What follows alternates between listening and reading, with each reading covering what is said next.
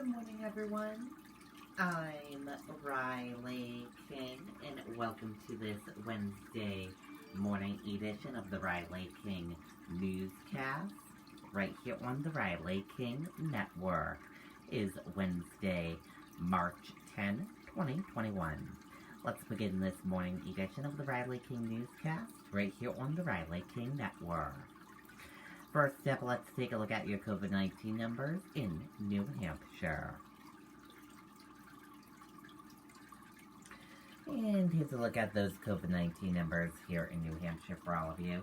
There are 77,252 number of people in New Hampshire tested positive for COVID-19. There are 1,185 number of deaths in COVID-19 in New Hampshire. There are 73 current number of hospitalizations for COVID-19 in New Hampshire. That is a look at your COVID-19 numbers in New Hampshire. Many schools now have mandated in-school learning. School districts not previously on board with accommodating in-person learning quickly made the pivot to bring students back on the heels of the governor's mandate, as well as the recent move to vaccinate many school teachers and staff this month. This is good news for families who felt school needed to be more creative in their delivery model in order to maintain the appropriate social distancing that would allow for schools to be open. For many students, the isolation of remote learning since spring of 2020 began to weigh more heavily on their well-being than the threat of exposure in the schools, which did not appear to be super spreader location with CDC guidelines were properly followed. The routine and sense of community that the school environment provides is welcomed back by many parents who have been struggling to best support their learners while also maintaining jobs and home responsibilities during a stressful year and long winter, quarantining inside their homes, avoiding social gatherings outside their immediate families. This step towards normalcy gives families a more hopeful spring outlook as many New Hampshire residents continue to be vaccinated. And this news report is from our news reporter, Nicole, for the Riley King Network. Thank you for that news report, Nicole.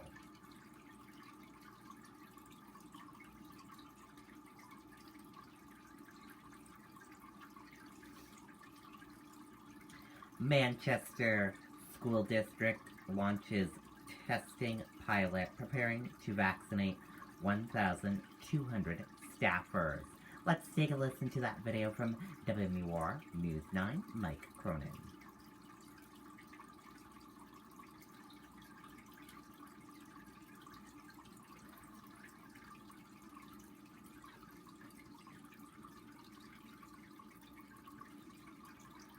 What is there not to love about Franklin Pierce? The Pierce Promise New Hampshire Scholarship Program is new at Franklin Pierce for high school seniors enrolling in the fall of 21, and it offers free tuition. You attend Franklin Pierce University tuition free.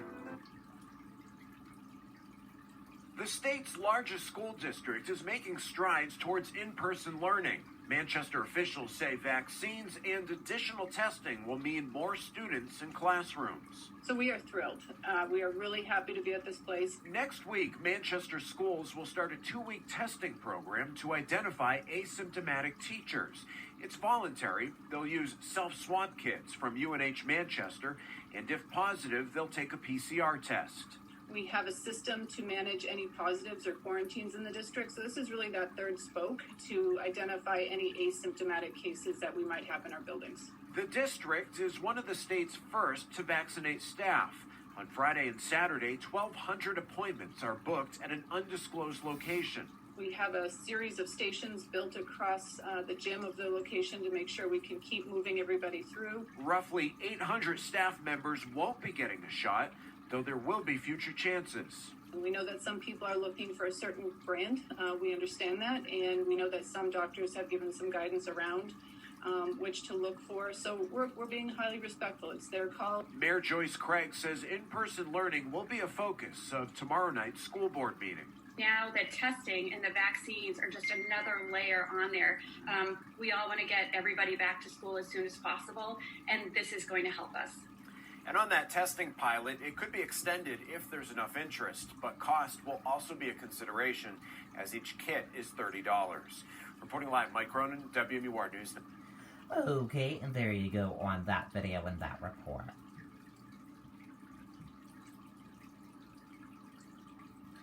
New Hampshire bars, restaurants preparing for a big turnout on St. Patrick's Day. With more on that, let's go to WMUR News 9, Amy Cavino. For the easy and the complex, the small stuff and the big, we're here with the affordable local loans, easy to manage accounts, and financial advice to help you blaze a trail, figure stuff out, and make your money go farther. We're Granite State Credit Union. Live bold. We had to throw away 120 kegs of beer last year. We were really taken aback by being forced to close. For Keith Murphy, the sting of last year's shutdown is still fresh. And all the food and all the beer that we could not sell just had to go in the trash. So we're really looking forward to making up some lost ground. Murphy's Tap Room in Manchester is typically a madhouse on St. Patrick's Day. Last year, the Guinness taps were turned off. Corned beef and cabbage was takeout only. So what does the owner predict for this March 17th? We'll be busy. We're opening at 6 a.m. We've got live music at 9. We expect to run a line most of the day. Murphy says he has 1,000 pounds of corned beef in the freezer this year and 16 kegs of Guinness standing by. I'm thrilled. I think that every restaurant owner, certainly the Irish restaurant owners in New Hampshire, are excited to have a full house again. Francour's Cafe on South Main Street is already serving up corned beef and cabbage, and this year customers are at the tables. But the losses of the past year are fresh here, too. News 9 was at this cafe last year, right after the shutdown. It was a struggle. It was definitely a struggle for a while. Right now we're doing well. We've picked up again and seeing all of our old customers come back again, even new people coming in. Things are starting to seem very normal again in here, which is wonderful. Francour's is bringing back outdoor dining when the weather warms up, and takeout corned beef and cabbage is still an option this year. In Manchester, Amy Cavino, WMUR News 9. Okay, and there you go on that video and that report.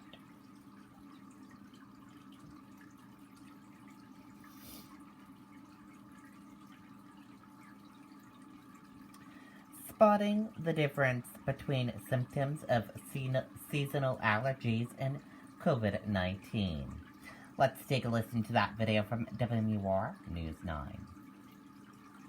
What is there not to love about Franklin Pierce? The Pierce Promise New Hampshire Scholarship Program is new at Franklin Pierce for...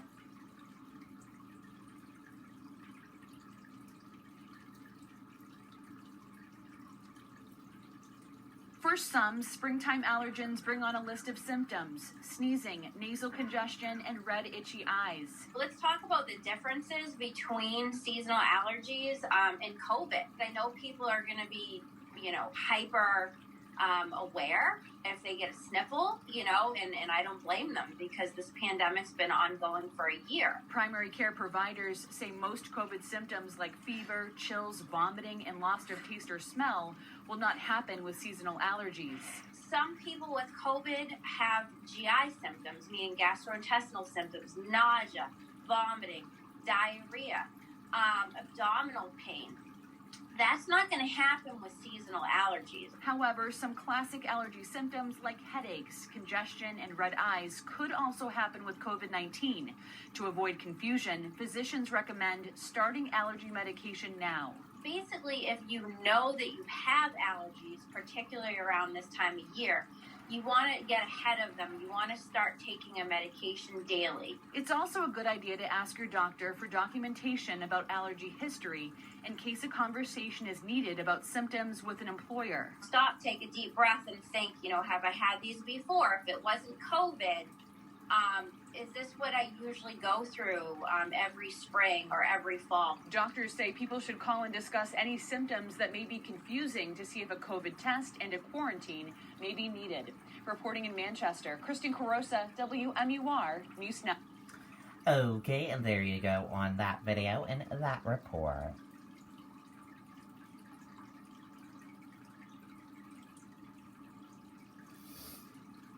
Nearly 20% of Granite Staters have received at least one COVID-19 vaccine dose.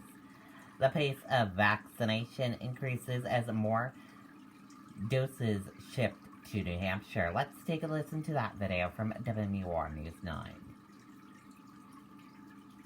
For the easy and the complex, the small stuff and the big, we're here with the affordable local loans, easy to manage accounts, and financial advice to help you blaze a trail, figure stuff out, and make your money go farther. We're Granite State Credit Union. Live bold. According to current state data, just over 19% of New Hampshire's population has received a first COVID-19 shot. That amounts to about 265,000 people. A week ago, that number was at 16%. The week before that, 13%. When it comes to full vaccinations, right now we are at about 9% of the state's population, or 120,000 people. Last week, 7% of the population was fully vaccinated. I'm seeing a lot of interest in the public. Dr. Greg Baxter is the president of Elliott Health System. His team is providing support to the state-run vaccination site at Southern New Hampshire University. He says more vaccines will slow virus transmission. The types of patient activity we're seeing looks much like it did back in October pre-Halloween. So we're kind of back to where we were. And we're hopeful that, the trajectory continues to go down. That's the goal, is that we will be able to get more people immune through vaccination. An important one to reach, says Dr. Beth Daly, to prevent another possible surge due to COVID variants. Many of the vaccines do protect against the variants that we're seeing, or at least protect against it in part. There is some decreased efficacy potentially, but there is still some protection. Now, this week, the state is expecting to receive an additional 31,000 doses of vaccine between Pfizer and Moderna. As for Johnson & Johnson, we may not get another batch until 2 weeks from now. Reporting live, I'm Tim Callery, WMUR News Now. Okay, and there you go on that video and that report.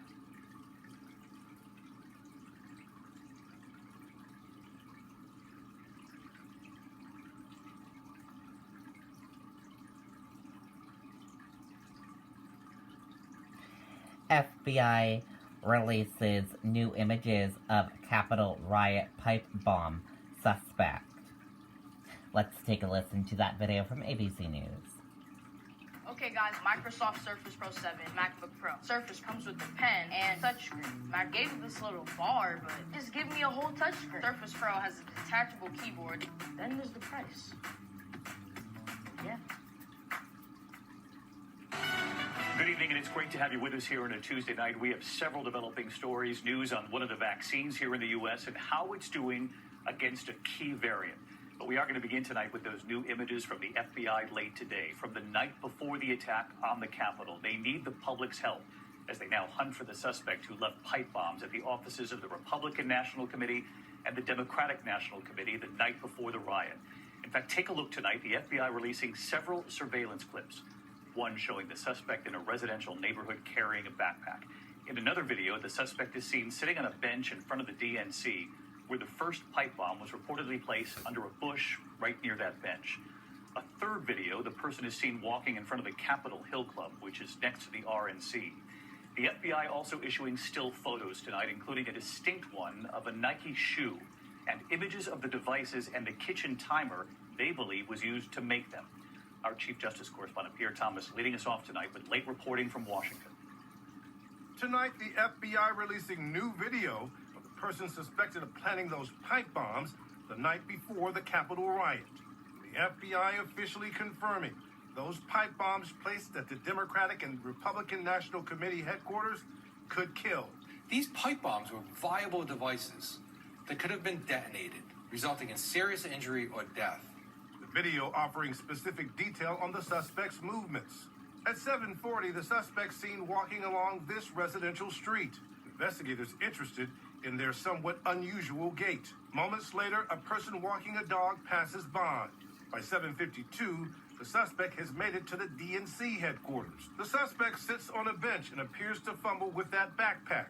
A bomb is later discovered in the bush adjacent to the bench.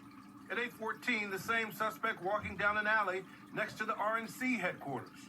A bomb placed there as well before exiting the area, walking past the Capitol Hill Club. The FBI hinting at a profile as it asks for the public's help. Since January 5th, you may have noticed changes in someone you know. It could be bragging about what they did while on Capitol Hill, following this story very closely, or exhibiting an unusual emotional response to the reporting of this story. And the FBI providing more details about the bombs. They apparently contained black powder, and the FBI interested in where those attached kitchen timers came from. Authorities also releasing images of the suspect's Nikes in hopes it will trigger a lead. So let's get to Pierre Thomas with us live from Washington tonight. And Pierre, it's now been more than 2 months since the attack on the Capitol, since this surveillance was captured. And they still don't know how this person of interest actually traveled into the Capitol, whether he lived there, flew in, drove in. David, with so little to go on, it's hard to rule anything out. The urgent concern tonight is that the suspect planted potentially lethal devices. I think it's fair to say none of the more than 285 arrests made so far as important as this elusive suspect, David. And clearly they need the public's help still. Pierre, thank you. Hi, everyone. George Stephanopoulos here. Thanks for checking out. Okay, and there you go on that video and that report. Thank you for joining us for this morning edition of the Riley King Newscast right here on the Riley King Network. I hope you all have a great rest of your day, and I'll see you back here later on today for another newscast. I'll have a news report coming up in a little bit. Goodbye, everyone.